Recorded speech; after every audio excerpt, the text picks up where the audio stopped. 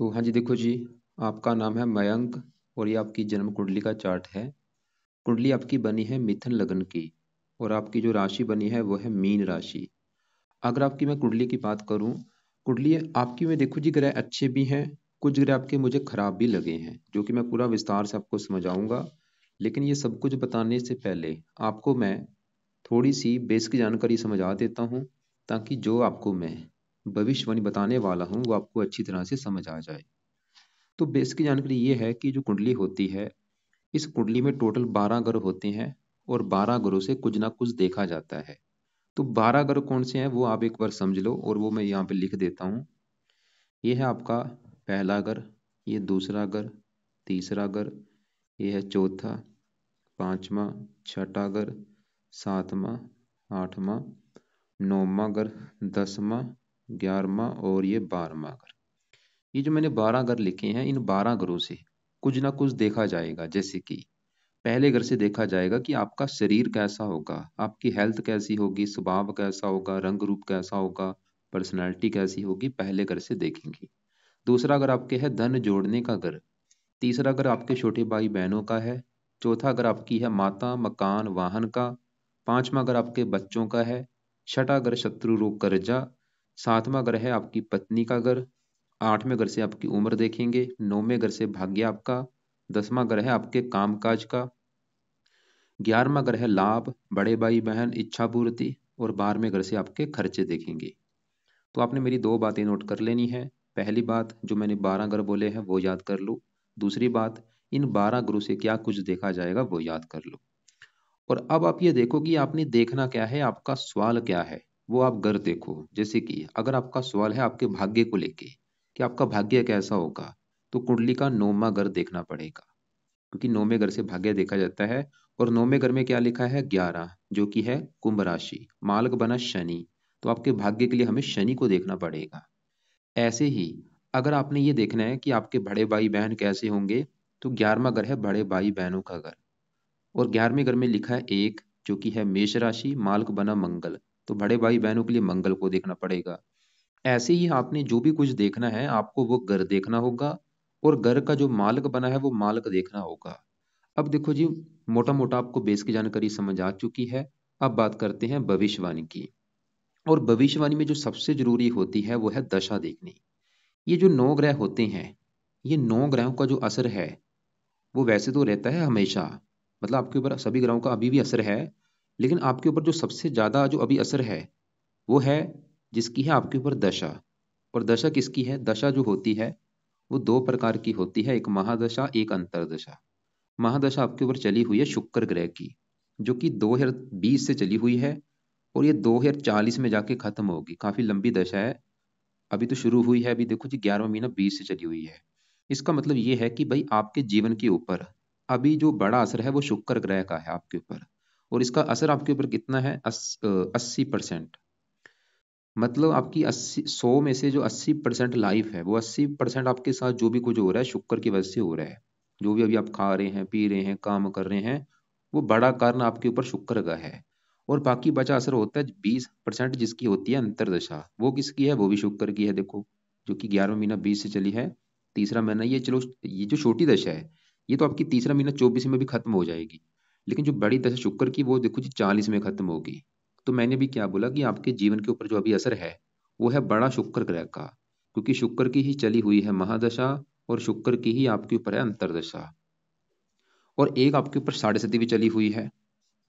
तो आपके जीवन के ऊपर शनि की साढ़े सती का भी असर है। और ये पिछले आपके ऊपर चली हुई है 17 जनवरी 2023 से। मतलब पिछला एक साल हो चुका आपके ऊपर शनि की साढ़े सती भी चली हुई है। जो साढ़े सती होती है वो 7.5 साल की होती है। मैं एक बार फिर रिपीट करता हूँ, मैंने अभी आपको क्या बोला है। मैंने ये बोला कि आपके जीवन के ऊपर असर तो सभी 9 ग्रहों का है। अभी भी आपके ऊपर 9 ग्रहों का असर है। लेकिन आपके ऊपर सबसे ज्यादा जो असर अभी है वर्तमान में, वो है शुक्र ग्रह का। सभी ग्रहों का असर आपके ऊपर इतना है बस, लेकिन शुक्र का असर है इतना, कई गुना ज्यादा। क्यों? क्योंकि शुक्र की दशा चली हुई है। और एक आपके ऊपर जो दूसरा असर है वो है शनि की साढ़े सती का। मतलब आपकी लाइफ में अभी जो चीजें होंगी, खासकर ये बड़ा वो कारण, मतलब कहीं ना कहीं कारण शुक्र होगा। अगर आपका शुक्र देखो जी, अगर आप अच्छा निकला कुंडली में, फिर तो देगा अच्छे फल, मतलब लाइफ में अच्छा ही अच्छा कर देगा, बिल्कुल अच्छा होगा, कोई दिक्कतें नहीं आएंगी।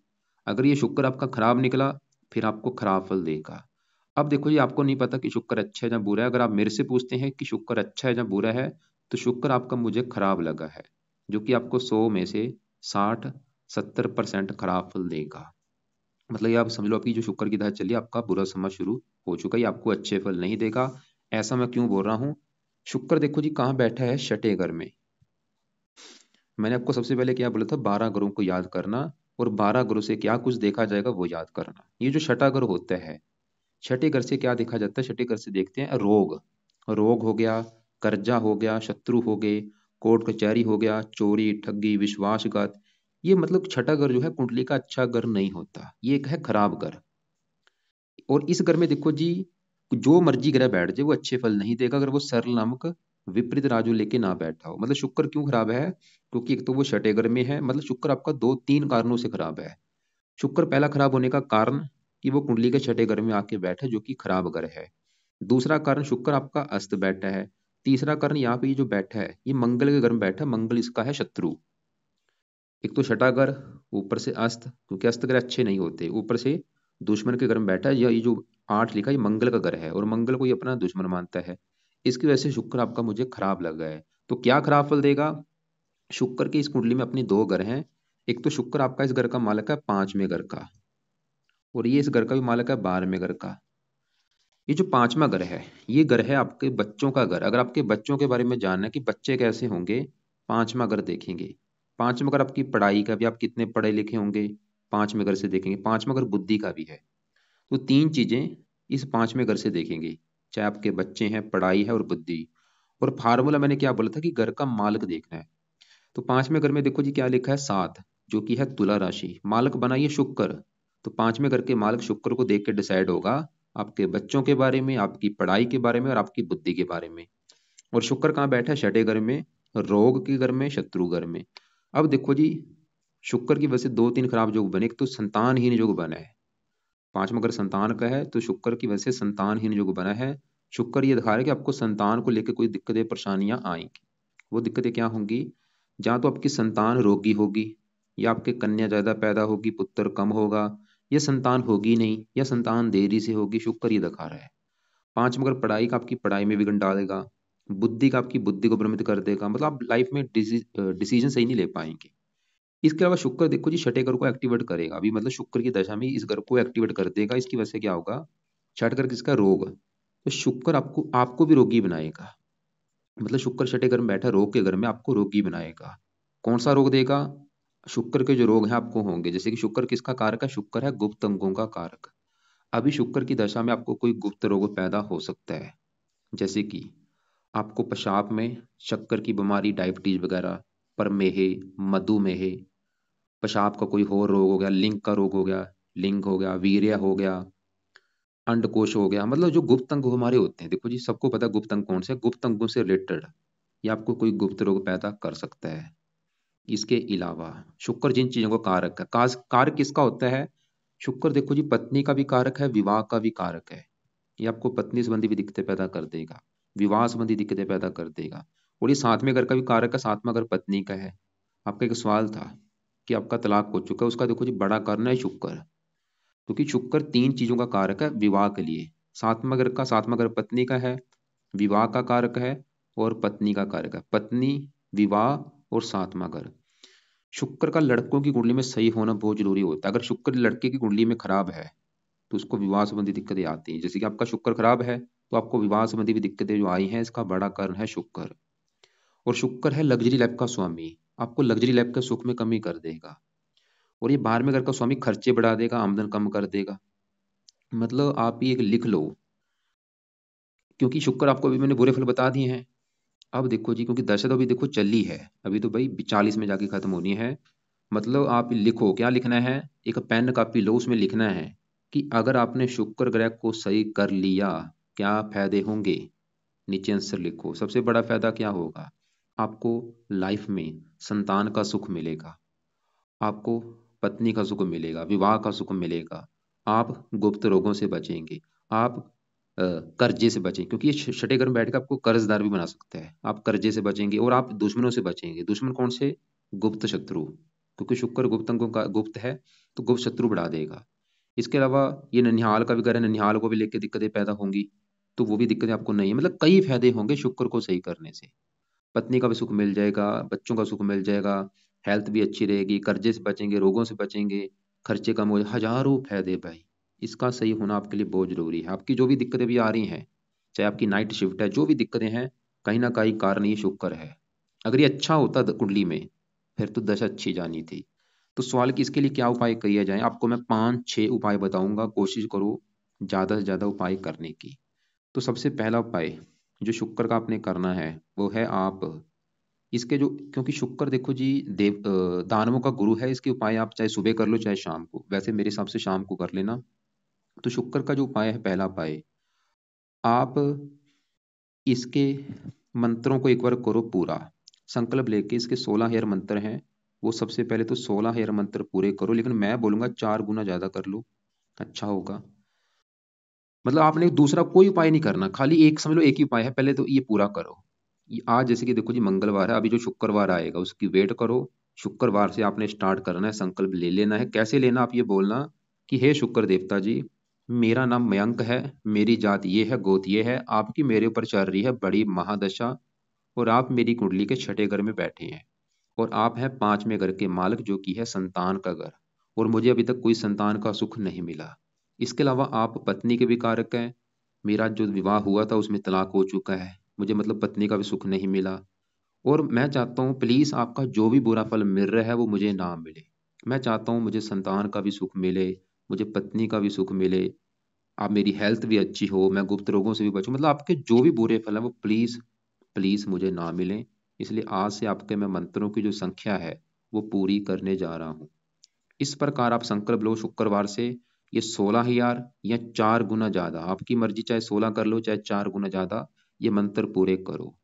और कितने दिन में पूरे करने हैं, चाहे आपका महीना लग जाए, 2 लग जाए, 3 लग जाए, 4 लग जाए, मंत्र आपने मतलब पूरे करने हैं। और मंत्र पूरे करने के बाद क्या करना, फिर आपने फिर भी देखो जी, आपने मंत्र मान लो पूरे कर लिए एक बार आपने, फिर भी आपने क्या करना है, रोजाना शुक्र का एक माला मंत्र करते रहना है। मतलब शुक्र का मंत्र आपने नहीं छोड़ना, रोजाना फिर एक माला रख लेना। चाहे पहले तो जल्दी जल्दी पूरे कर लो, या आपका आप दूसरा काम भी कर सकते हैं। चलो मान लो अपने शुक्र के मंत्र पूरे नहीं करने, खाली आप ऐसे करो, अभी जो शुक्रवार आएगा, दूसरा उपाय भी बता देता हूँ, दूसरा ऑप्शन आपके पास है कि अभी जो शुक्रवार आएगा, संकल्प तो लेना ही है आपने एक बार शुक्रवार से कि आपका मैं रोजाना मंत्र जाप एक माला करूंगा, करते रहूंगा, ताकि आपकी दशा अच्छी जाए, आपके जो बुरे फल मुझे लाइफ में मिल रहे हैं वो मुझे ना मिले, पत्नी का सुख अच्छा मिले, संतान का सुख अच्छा मिले। तो आपका मैं रोजाना मंत्र जाप किया करूंगा। मतलब आपने रोजाना रात के समय चाहे एक माला चाहे 2 माला, आपकी मर्जी किया करो, ये रख लो आप। मतलब ये पहला उपाय लिख लो, दूसरे पहले उपाय को भी चाहे छोड़ दो, लेकिन अगर आपको लगता है कि भाई मैं एक बार कर लूंगा, ज्यादा नहीं तो 16 हजार एक बार कर लो। 16 हजार मंत्र पूरे करने के बाद, मतलब अगर आप 4 माला भी रोजाना करते हैं तो 16 हजार आपके 40 दिन में पूरे हो जाएंगे। तो 16 हजार करने के बाद फिर आपने रोजाना एक माला नियम बना लेना कि एक माला रात के समय करना ही करना है मंत्र जाप शुक्र का। ओम शम शुक्राय नमः, 2-3 मिनट लगेंगे, रोजाना एक माला का नियम बना लेना। फिर आपने देखो जी पहला उपाय मान लो आपका ये हो गया, अभी तो उपाय काफी हैं। दूसरा उपाय है, आपने फिर शुक्र कवच का एक पाठ है वो पढ़ना है रात के समय, और ये पाठ है 2 मिनट का पाठ, कम से कम एक पाठ आपने पढ़ना है। तीसरा उपाय, शुक्र स्रोत का पाठ पढ़ना है, ये भी देखो जी 1 मिनट का पाठ है, इसको भी एक पाठ पढ़ना है। मतलब रोजाना आपका नियम हो जाएगा कि रात के समय शुक्र का एक माला कर लिया, उसी समय शुक्र कवच का पाठ पढ़ना है, उसी समय शुक्र स्रोत का पाठ पढ़ना है। पहला है मंत्र, दूसरे हैं पाठ, शुक्र कवच और स्रोत ये दोनों पाठ हैं। ये पाठ आपको नहीं अगर आते पढ़ने तो इनकी ऑडियो लगा के सुन लिया करो। चौथा उपाय, आपने शुक्रवार के दिन, जिस दिन भी शुक्रवार होगा, शुक्र का दान करना है। दान की वीडियो आपको मैं भेज दूंगा, उसको देख लेना। पांचवा उपाय, आप हर शुक्रवार को शुक्र देव का व्रत रखा करो। जिस दिन भी शुक्रवार होगा शुक्र देव का व्रत रख लिया करो। व्रत कैसा रखा जाता है, व्रत जैसे कि आप दिन में देखो जी फल फ्रूट खा सकते हैं, रात को एक टाइम भोजन करना है खाली, और रात को जो भोजन करेंगे उसमें आपने नमक का सेवन नहीं करना, खाली दिन में फल फ्रूट खाना है। लेकिन अगर आपको लगता है कि भाई मेरे पास टाइम नहीं है व्रत रखने का, और कभी मैंने व्रत रखा भी नहीं है, तो व्रत चाहे आप रहने देना, लेकिन रख सकते हो तो रख लेना। और इसके अलावा एक छठा उपाय है, वो है आप शुक्र की देवी है माता लक्ष्मी जी, तो आप माता लक्ष्मी जी की पूजा पासना भी कर सकते हैं। मतलब माता लक्ष्मी जी के मंदिर जाया करो, माता लक्ष्मी जी का कोई अगर आपको पाठ आता है वो पढ़ लिया करो। माता लक्ष्मी जी, क्योंकि आपकी देखो जी ये जो माता लक्ष्मी है ये शुक्र की देवी है, और आपकी वैसे भी जो आपकी कुंडली में आपकी इष्ट देवी बनी है वो माता लक्ष्मी जी बनी है। तो ये आपने देखो जो उपाय करने हैं, पहला उपाय जरूरी है, दूसरा भी जरूरी है, तीसरा भी जरूरी है, दान भी हर शुक्रवार को करना है। पांचवा उपाय आपकी चाहे मर्जी है, कर लोगे ठीक है, नहीं करोगे तो कोई बात नहीं, वैसे कर लोगे बहुत अच्छी बात होगी। हर शुक्रवार को व्रत रख लिया करो। कितने व्रत रखने हैं, चाहे 11 रख लो चाहे 21 रख लो, बाकी माता लक्ष्मी जी की पूजा उपासना भी किया करो। ये है शुक्र के उपाय, और मैं लिख के दे रहा हूँ, हजारों फायदे होंगे। अब देखो जी, जिसमें आपको बोला था आपके ग्रह, कुछ ग्रह खराब हैं। आप ये समझ लो आपका शुक्र भी ग्रह खराब ग्रहों की एक लिस्ट में है, ये भी खराब है क्योंकि छठे घर में जाके बैठा है। और आपने मुझे बताया था आपने इसका ओपल धारण कर रखा है, भाई बिल्कुल धारण मत करो, क्योंकि एक तो आपका खराब है। ओपल क्या करेगा, इसके बुरे फलों को कई गुना बढ़ा देगा। रतन जो होता है, रतन क्या करता है, ग्रह की पावर को बढ़ाता है। जैसे मैंने आपको दान बोला, दान क्या करेगा, इसकी पावर को कम करेगा, दान करने से पावर कम होगी। लेकिन रतन जो होता है पावर को बढ़ाता है। अभी तुरंत ओपल उतार के रख दो, भूल के रतन मत धारण कर लेना, तुरंत उसको उतार के रख दो। अब देखो जी, जिसमें बोला आपके ऊपर चल रही है शनि की साढ़े सती भी, साढ़े सती होती है 7.5 साल की। ये पिछले देखो जी आपके ऊपर 1 साल हो चुका, पूरा 1 साल हो चुका है साढ़े सती चली हुई है। ये होती क्या है, साढ़े सती में होता क्या है। साढ़े सती में देखो जी जो बंदे के कर्म होते हैं, मतलब आपके जो कर्म है वो आपके आगे आएंगे। और कर्म कौन से, चाहे आपने इस जन्म के जो कर्म किए हैं, चाहे आपके वो पिछले जन्म के कर्म है, जितने भी आपके पिछले जन्मों के कर्म थे, वो कर्मों का फल मिलता है साढ़े सती में। मतलब कई बार तो साढ़े सती बहुत बुरी जाती है, इसमें बुरा ही बुरा होता है, कई बार अच्छी जाती है। आप नोट करो, अगर आपको लग रहा है कि पिछले 1 साल से लाइफ में काफी दिक्कतें आ रही हैं, परेशानियां आ रही हैं, तो वो कारण एक आपकी साढ़े सती भी हो सकती है।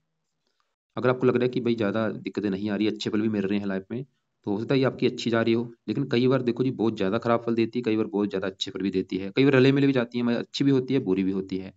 तो करना क्या है, अगर आप चाहते हैं कि साढ़े सती बिल्कुल अच्छी जाए, क्योंकि साढ़े सती किसकी है, शनि की, तो शनि के 2 उपाय लिख लो। पहला उपाय शनि का, आपने हर शनिवार को शनि मंदिर में माथा टेकने जाना है। नियम बना लो कि शनि मंदिर में माथा टेक के आना है, वहां पे प्रार्थना करके आना कि आपके मैं मंदिर इसलिए आया हूँ क्योंकि आपकी मेरे ऊपर चल रही है साढ़े सती, और उसका मुझे बुरा फल ना मिले। दूसरा उपाय शनि का जो आपने करना है, वो है रात के समय शनि चालीसा का पाठ पढ़ा करो। और ये 2 उपाय करने से आपको और भी फायदे होंगे, क्योंकि आपका भाग्य भी साथ देना शुरू हो जाएगा, किस्मत भी आपकी चमकेगी। तो शनि मंदिर जाया करो, और शनिवार शनि चालीसा का पाठ रात के समय, शनि चालीसा का पाठ आपने चाहे पढ़ना है चाहे सुनना है रात के समय। ये जो शुक्र के उपाय बोले ये भी रात के समय, उसी समय आप शनि चालीसा का भी पाठ एक पाठ पढ़ लिया करो चाहे सुन लिया करो। अब देखो जी आगे बढ़ते हैं। आपका जो सबसे ज्यादा ग्रह वैसे मुझे जो खराब लगा है कुंडली में बड़े लेवल पे, ये मंगल लगा है। मंगल की मैं बात करता हूँ क्यों खराब है, क्या खराब फल देगा, कैसे सही करना है। मंगल देखो जी आपका बैठा है यहाँ पे दूसरे घर में, जैसे मैंने आपको 12 घर बोले थे। ये जो दूसरा घर होता है, इस घर से देखा जाता है कि आप धन जोड़ेंगे कितना, कितना आपका बैंक बैलेंस होगा। एक तो होता है धन कमाना, कमाना 11वें घर से देखा जाता है, जोड़ना दूसरे घर से, कि आप धन जोड़ेंगे कितना, कितना बैंक का बैलेंस होगा, कितनी। दूसरा अगर देखो जी धन का भी है, धन जोड़ना, और संपत्ति का भी है कि कितनी संपत्ति जोड़ेंगे। मतलब जमीन ले ली वो जोड़ लिया आपने, दूसरे घर से देखेंगे। दूसरा अगर आपके परिवार का भी है, फैमिली, जो फैमिली होती है, देखो जी फैमिली में कौन आता है, पत्नी भी आती है, बच्चे आते हैं, और भी भाई बहन भी आते हैं, तो परिवार का सुख मिलेगा या नहीं, दूसरा घर देखेंगे। और आपकी वाणी कैसी होगी, दूसरा घर देखेंगे। तो मेन 3 चीजें हम देखेंगे दूसरे घर से। और फार्मूला मैंने बोला था कि घर का मालिक देखना होता है। तो दूसरे घर में देखो जी क्या लिखा है, 4, जो कि कर्क राशि है, तो मालिक बना चंद्रमा। तो आपके चंद्रमा को देख के डिसाइड होगा इन चीजों के बारे में। और चंद्रमा के अलावा दूसरे घर में कौन बैठा है, मंगल, मंगल को भी देखना पड़ेगा। मतलब 2 ग्रह देखने पड़ेंगे आपकी इन चीजों के लिए। तो पहले मैं अगर मंगल की मैं बात करूं, तो मंगल है दूसरे घर में। और मंगल यहाँ पे देखो जी ये जो 4 लिखा है, ये कर्क राशि जो कि मंगल की है नीच राशि। मतलब आपका जो मंगल है वो कुंडली में नीच का बैठा है, जो कि बहुत बड़ी नेगेटिव बात है, क्योंकि जो ग्रह नीच का होता है वो अच्छा नहीं होता। तो मंगल क्यों खराब है, क्योंकि ये आपका कुंडली में नीच का बैठा है।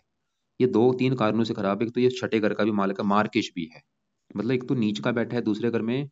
इसके अलावा मंगल इस कुंडली में, यह ये जो शुक्र जहाँ बैठा है, ये कौन सा घर है, छठा घर। और छठे घर में जो 8 लिखा है ये है वृश्चिक राशि, मतलब इस घर का जो मालिक है वो मंगल है। छठे घर से क्या देखते हैं, शत्रु रोग कर्जा। तो छठे घर में जो 8 लिखा, मालिक मंगल, मतलब मंगल बैठा दूसरे घर में है। लेकिन मालक है छठे घर का, और मंगल इस घर का भी मालक है 11वें घर का, जो कि है लाभ का घर। ये 11वां घर है आपके बड़े भाई बहनों का, लाभ, इच्छा पूर्ति, धन कमाने के साधन कितने होंगे, इस 11वें घर से देखेंगे। और फार्मूला की घर का मालक देख ले तो 11वें घर में लिखा है एक, मालक बना मंगल। मतलब आपका जो मंगल है आपको 100 में से 70-80% खराब फल देगा। क्या खराब फल देगा? एक तो मंगल जहां बैठा दूसरे घर में, दूसरे घर का कर देगा सत्यानाश। आपको मैं एग्जाम्पल समझाता हूँ। जैसे कि देखो जी, आपका घर है और आपके घर में आपका कोई आया हो दुश्मन, तो दुश्मन है वही, वो घर का करेगा नुकसान। घर में आपका सामान तोड़ देगा, फर्नीचर तोड़ देगा, वो यहाँ पे मंगल कर देगा। मंगल दूसरे घर में नीच का है, तो दूसरे घर का कर देगा सत्यानाश। दूसरा घर किसका है? धन जोड़ने का। ये आपको धन जोड़ने नहीं देगा लाइफ में। जितना मर्जी धन कमा लो, धन आपका खर्च होता रहेगा, धन हानि होगी धन की।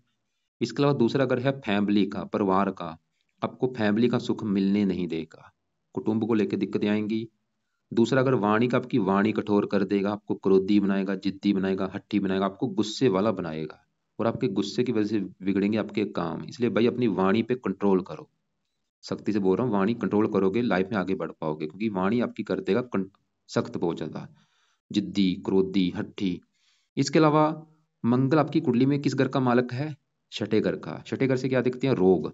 रोग चला गया धन के घर में, रोगों के ऊपर धन खर्च होगा। छठा घर किसका? कर्ज। कर्ज चला गया धन के घर में, मंगल आपको कर्जदार बना देगा। छठा घर शत्रु, शत्रु चला गया धन के घर में, शत्रु के द्वारा धन की हानि होगी। और छठा घर ननिहाल का है, ननिहाल को भी लेकर दिक्कतें आएंगी। मंगल आपके 11वें घर का मालक है, जो कि मेन घर है। 11वां घर किसका? मैंने बोला था इच्छाएं पूर्ति का। तो इच्छा पूर्ति का घर का मालक मंगल नीच का बैठा है, किस कैसे आपकी भाई इच्छाएं पूरी होंगी। लाभ, लाभ का मालक नीच चला गया, आपके कामकाज में लाभ नहीं मिलेगा, इच्छाएं पूरी नहीं होंगी। अगर आपके कोई बड़े भाई बहन होंगे उनको लेकर दिक्कतें, भाई का भी कार्य का, भाई संबंधी भी दिक्कतें आती हैं। इसके अलावा आमदन कम, खर्चे ज्यादा, ये बुरे फल आपको दे रहा है मंगल। और वही बात फिर आ चुकी है, अगर मंगल को सही कर लिया क्या फायदे होंगे? क्या फायदे होंगे? धन की हानि नहीं होगी, धनी बन पाओगे, कर्जे से बचेंगे, रोगों से बचेंगे, दुश्मनों से बचेंगे, आमदन बढ़ेगी, इच्छाएं पूरी होंगी, आप धनी बन पाएंगे। इस मंगल को सही करने। और बैठा भी देखो 17 डिग्री का है, मतलब पूरा जवान है, और वक्री बैठा, मतलब वक्री का है, इसके जो बुरे फल हैं 3 गुना अधिक मात्रा में आपको मिलेंगे। वक्री का मतलब ये है। तो करना क्या है? सबसे पहले तो इसकी पावर आपको माइनस करनी पड़ेगी। तो मंगल का भी जो पहला पाय है, पावर कम कैसे होती है? दान करने से। तो पहला पाय मंगल का लिखो कि आपने करना है मंगल का दान। कब करना है? हर मंगलवार को मंगल का दान किया करो। और इसके दान की वीडियो आपको मैं भेज दूंगा। पहला पाय ये लिख लो कि आपने मंगल का हर मंगलवार को दान करना ही करना है लाइफ टाइम के लिए। दूसरा पाय, मंगल के भी आप मंत्रों की जो संख्या है वो आप पूरी करो। और मंत्र कितने इसके हैं? इसके मंत्र हैं 10,000। चाहे 10,000 कर लो, बाकी आपकी मर्जी है, चाहे 4 गुना ज्यादा 40,000 कर लो, लेकिन मैं तो बोलूंगा भाई 40,000 कर लो, चाहे टाइम लग जाए, 40,000 एक बार इसके मंत्र पूरे करो। अब देखो जी, मैं एक बार फिर बोलूंगा, नोट कर लो ध्यान से। ये जो शुक्र के पाए बोले हैं रात के समय है, शनि चालसा बोला है रात के समय है। अभी मतलब सुबह का टाइम जो आपका है पूरा खाली पड़ा है। अभी तो मैंने सुबह का कोई उपाय नहीं बोला, नहीं ना बोला। तो सुबह का उपाय कौन सा है? मंगलवार की वेट करो, अभी जो मंगलवार आएगा, मंगलवार से सुबह, सुबह के टाइम आपने ये मंगल के मंत्र स्टार्ट करने हैं। मतलब सुबह का टाइम आपका जो उपाय हो चुका है पहला, कि मंगल के मंत्रों को सिद्ध करना है। मंगलवार से शुरू करके संकल्प लेके कैसे आप ये बोलना कि हे मंगल देवता जी, मेरा नाम ये है, मेरी जात ये है, गोत ये है, आप मेरी कुंडली के दूसरे घर में बैठे हैं, धन के घर में, और वहां पे आप नीच के बैठे हैं, जो कि मेरा धन का घर है। और मेरे धन को लेके बहुत सारी दिक्कतें आ रही हैं। दूसरा घर मेरे परिवार का भी है, परिवार का भी सुख मुझे नहीं मिला। इसके अलावा आपके जो भी बुरे फल, और भी जो बुरे फल हैं वो मुझे ना मिले, बल्कि आप मुझे अच्छे फल दो। इसलिए आज से आपके मैं मंत्रों की जो संख्या है वो पूरी करने जा रहा हूँ। इस प्रकार आप संकल्प लेके ये मंत्र एक बार पूरे कर लो। चाहे 10 कर लो, चाहे 4 गुना ज्यादा 40 ही कर लो, चाहे आप 1.25 लाख भी कर सकते हैं। मतलब 40,000 तो कम से कम कर ही लेना एक बार। और कितने दिन में पूरे हों, चाहे आपके 2 महीने लग जाए, 3 लग जाए, पूरे कर लेना। मंत्र है ओम अंग अंगारकाय नमः। और मंत्र पूरे करने के बाद फिर आपने कभी नहीं करने। लेकिन जो दान है वो आपको मैंने लाइफ टाइम बोला है, वो करना है अपने लाइफ टाइम।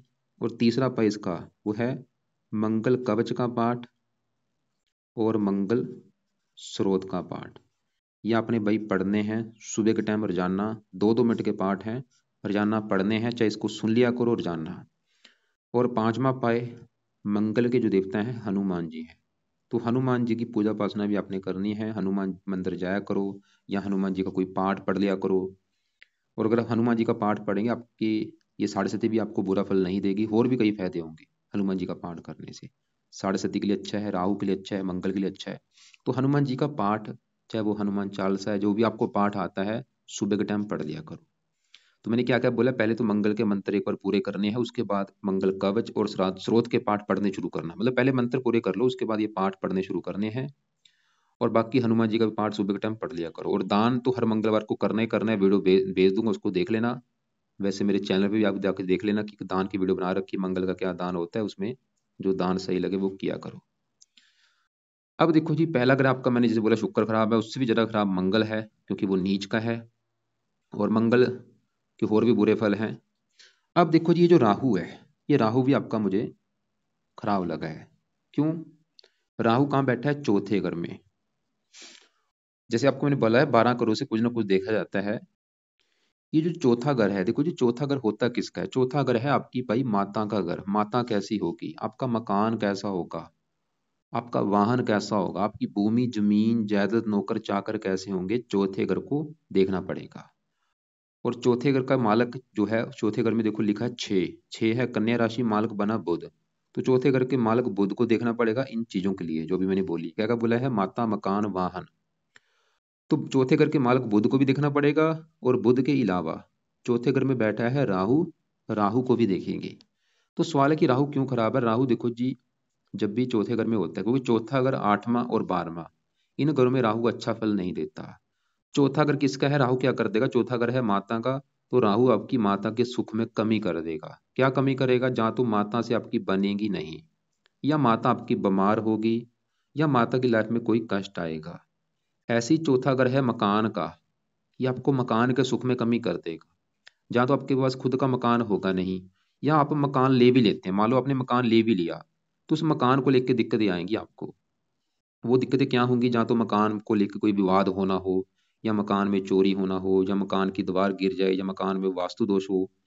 चौथा घर है वाहन का, आपको वाहन को लेकर दिक्कतें आएंगी। चौथा घर भूमि जमीन जायदाद का है, इनको लेकर दिक्कतें, नौकर चाकरों को लेकर दिक्कतें। तो राहु मतलब ये दिक्कतें आपको पैदा करेगा। लेकिन अगर आप जन्मभूमि से दूर जाएंगे, क्योंकि चौथा घर है जन्मभूमि का, अगर आप जन्मभूमि से दूर जाते हैं, वहां पे आपको फायदा होगा। तो कोशिश करो अपनी जन्मभूमि से दूर जाने की। जितना दूर जाएंगे उतना ही आपको फायदा होगा, उतनी ही आपकी किस्मत चमकेगी।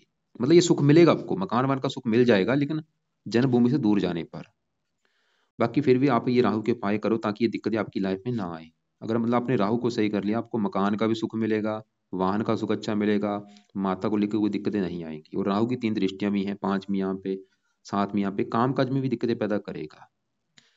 तो राहु के लिए देखो जी 2 उपाय बताऊंगा, खाली वो करने हैं। कब करने हैं? ये भी आपने रात के समय करने हैं। तो राहु का जो पहला उपाय है वो है, आप राहु का राहु का भी कवच का जो पाठ है, रात के समय पढ़ा करो। छोटे से पाठ है, डरना मत कि भाई इतने पाठ पूजे कैसे करूं। 2 मिनट का पाठ है, एक पाठ आप रात के समय पढ़ो। और दूसरा उपाय, आप इसका भी स्रोत का पाठ पढ़ो। तो ये 2 पाठ हैं, आपने रात के समय पढ़ लिया करो, या इनकी ऑडियो लगा के सुनना है। जब भी मान लो सुनेगी भी आप, अगर आपको पढ़ना नहीं आ रहा, बैठ के सुनना है पूरे सही ढंग से, ईमानदारी से सुनना है इसको। अब देखो जी, आपके इसका देखो जी एक और उपाय भी आपको बता देता हूँ। इसका दान भी होता है, वो भी आप कर दिया करो। सतनाथ का दान है, आप सतनाथ जो होता है पंछियों को डाल दिया करो। कब डालना है? खासकर शनिवार को जरूर डाला करो। शनिवार को 1-2 किलो दान लेके सतनाथ का पंछियों को डाल सकते हैं आप। आगे पीछे भी डाल सकते हैं, वैसे शनिवार को जरूर डाला करो। सतनाथ भी कैसे बनाया जाता है, आपको मैं वीडियो अलग से भेज दूंगा। तो बाकी देखो जी, आपका यहाँ पे गुरु सूर्य बुध ये तो फिलहाल अच्छी है चंद्रमा, इनकी मैं विस्तार से आपको समझाता हूँ। आपका ये है घर 7वां, पत्नी का घर, जिसमें मैंने आपको बोला था 12 घरों से कुछ ना कुछ देखा जाता है। जैसे तीसरा घर छोटे भाई बहन, चौथा माता, 5वां बच्चों का, ऐसी 7वां घर है आपकी पत्नी का घर। तो अगर पत्नी का सुख देखना है, 7वां घर। और फार्मूला क्या है? घर का मालक देखना है। तो 7वें घर में देखो लिखा है 9, जो कि है धनु राशि, मालक बना गुरु। तो आपकी पत्नी के लिए गुरु ग्रह को देखना पड़ेगा। और गुरु के अलावा 7वें घर में बुध और सूर्य बैठे हैं, इनको भी देखेंगे। और सूर्य बुध के अलावा शुक्र को भी देखेंगे, क्योंकि है पत्नी का कारक। मतलब आपकी पत्नी के लिए 4 ग्रह देखने पड़ेंगे। तो शुक्र तो हम देख चुके हैं, वो तो आपका बिल्कुल खराब है। अब सातवें घर के मालिक मैं गुरु की अगर बात करूं कि वो कैसा है,